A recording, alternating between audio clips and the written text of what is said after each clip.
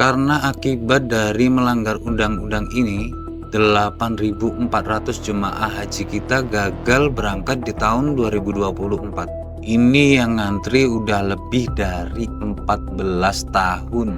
Dan Gus Yakut ternyata nggak sendirian dalam hal ini, bos. Halo bosku, selamat datang di channel Zona Kriminal. Semoga hari ini kalian dalam keadaan sehat walafiat, kuliah lancar, kerjaan lancar, duit juga lancar, biar kita cepat naik haji. Amin. Atau jangan-jangan di antara kalian udah ada yang dapat kuotanya nih. Saya doain yang udah dapat antriannya biar prosesnya nanti lancar, sistem kita juga udah bener. Amin. Tapi gimana kalau antrian kalian tiba-tiba diserobot dengan bayar lebih? Ini antriannya 20 tahun loh bos. 20 tahun itu kayak orang baru nikah, terus dia daftar haji kan. Nah habis itu dia punya anaknya sekolah lama sampai lulus SMA, bapaknya masih belum berangkat haji. Nah, ini yang sedang terjadi sama ribuan jamaah kita, guys. Hari ini kita akan bedah kasus yang bikin kita geleng-geleng kepala, bosku. Kasus korupsi kuota haji 2024 yang menetapkan mantan Menteri Agama Gus Yakut sebagai tersangka. Jadi gimana detailnya? Ikutin video ini sampai habis, kita bedah di Zona Kriminal.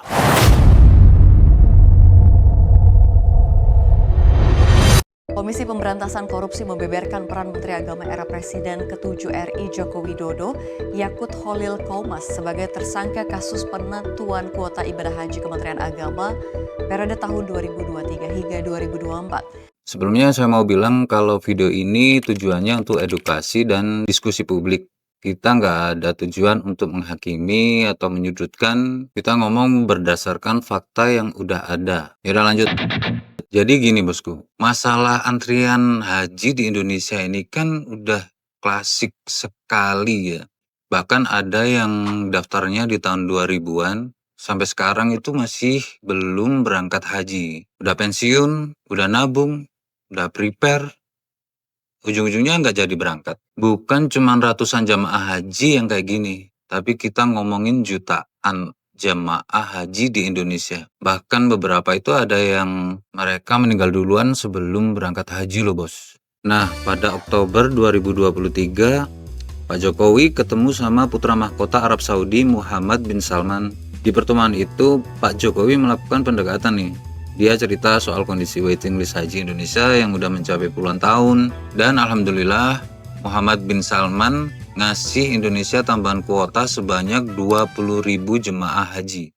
Biar kuota tambahan ini bisa ngurangin antrian, terutama untuk jemaah haji reguler yang ngantrinya udah paling lama nih.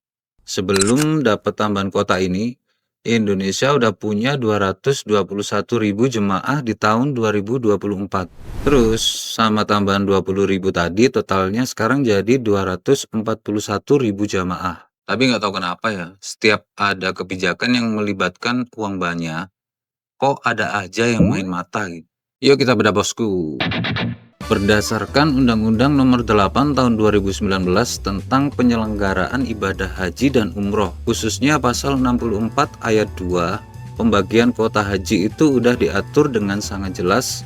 Kuota haji khusus 8%, kuota haji reguler 92%.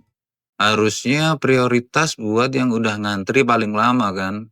Tapi yang terjadi, mantan Menteri Agama Gus Yakut ini malah bagi rata 10.000 untuk haji reguler dan 10.000 untuk haji khusus. Dan itu bukan keputusan yang kecil loh. Itu keputusan yang secara terang-terangan melanggar undang-undang. Nah, gara-gara itu muncullah dugaan yang gak enak didengar.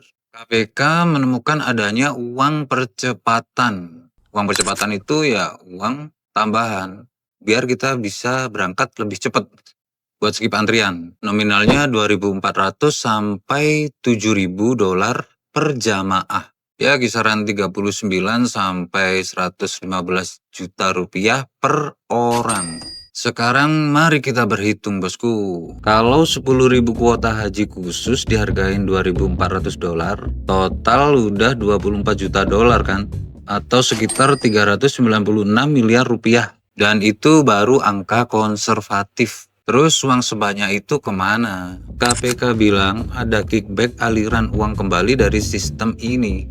Ada dugaan kong kali kong antara pihak Kementerian Agama dan travel haji khusus. Karena akibat dari melanggar undang-undang ini, 8.400 jemaah haji kita gagal berangkat di tahun 2024. Ini yang ngantri udah lebih dari 14 tahun. Dan Gus Yakut ternyata nggak sendirian dalam hal ini, bos.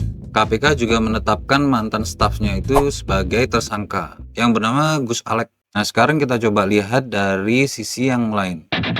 Setelah ditetapkan jadi tersangka, Gus Yakut ini melalui kuasa hukumnya memberikan pernyataan yang cukup kooperatif. Katanya mereka menghormati sepenuhnya proses hukum yang sedang berjalan saat ini. Dan gak cuman ngomong aja nih guys. Gus Yakut juga kayaknya udah ngikutin semua proses dengan transparan dan kooperatif. Dan kuasa hukumnya juga udah menegaskan mereka akan mendampingi secara profesional dan bertanggung jawab. Seluruh langkah dan upaya hukum akan ditempuh sesuai dengan ketentuan yang berlaku.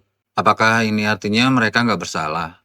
Itu bukan wewenang kita buat menghakimi ya. Biarkan pengadilan aja yang menentukan. Yang menarik adalah, biarpun udah ditetapkan jadi tersangka, Gus Yakut ini belum ditahan sama KPK.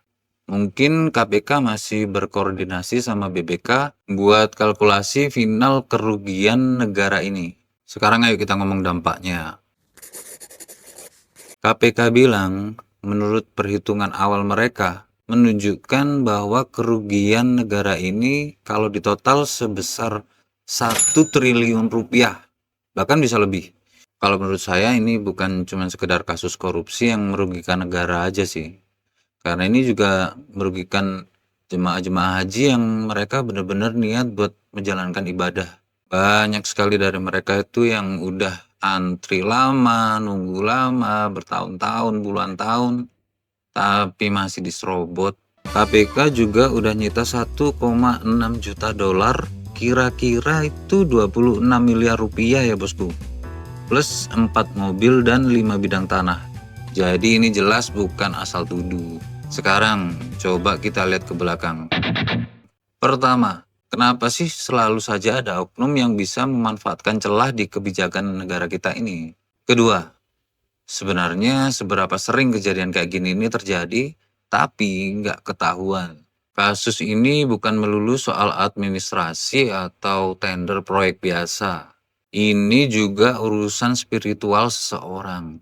Terus kita bisa apa? Ingat bro, kesadaran itu adalah awal dari sebuah perubahan.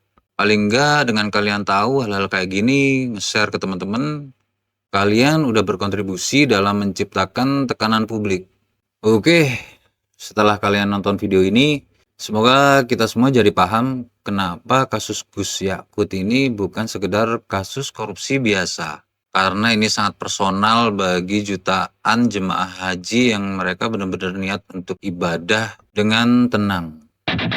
Yang paling penting sekarang Gus Yakut dan Gus Alek udah jadi tersangka kan?